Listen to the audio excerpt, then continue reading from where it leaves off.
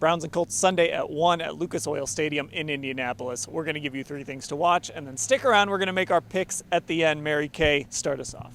Well, surprise, surprise, Dan and Ashley. I'm going to go with Deshaun Watson in this game. Again, I think he's going to play. There's about a 95% chance in my mind that he's playing, even though he is listed as questionable. So what we need to see from Deshaun is, how does the arm function? Can he let it rip? Can he throw the ball downfield to Amari Cooper if he needs to? 40 yards, 50 yards, whatever the case may be. Can he do that? Can he throw it outside the numbers? Can he get those sideline passes done? So lots of things to consider here.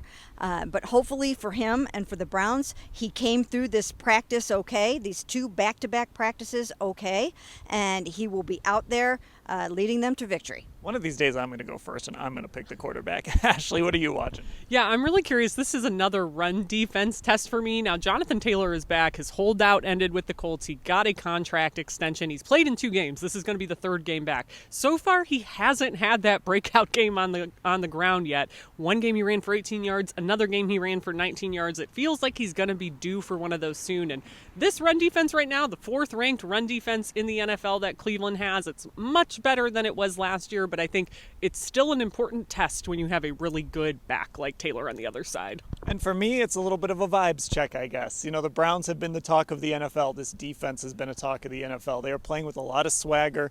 They're talking a lot. That's fine. But sometimes we see this in the NFL. You go into a game. I asked the 49ers. You go into a game where you're a favorite and things just don't go your way. Everybody's watching and you get beat. Can the Browns avoid that letdown after what was an absolutely enormous win on Sunday over San Francisco? And then, of course, they have a road game next week in Seattle. So this is starting a very difficult road stretch. So the picks.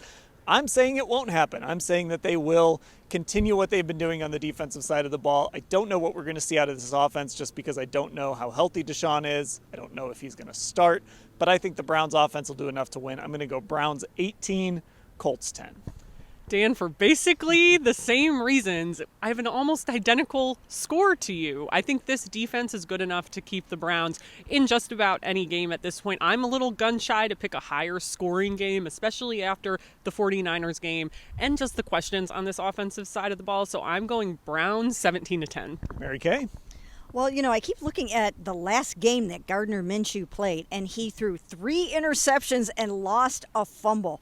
You know he's going to want to protect the football in this game, but I think that these guys are going to get a ton of pressure on him, and I think they are going to force him into some mistakes again. I think the Browns are going to win this game.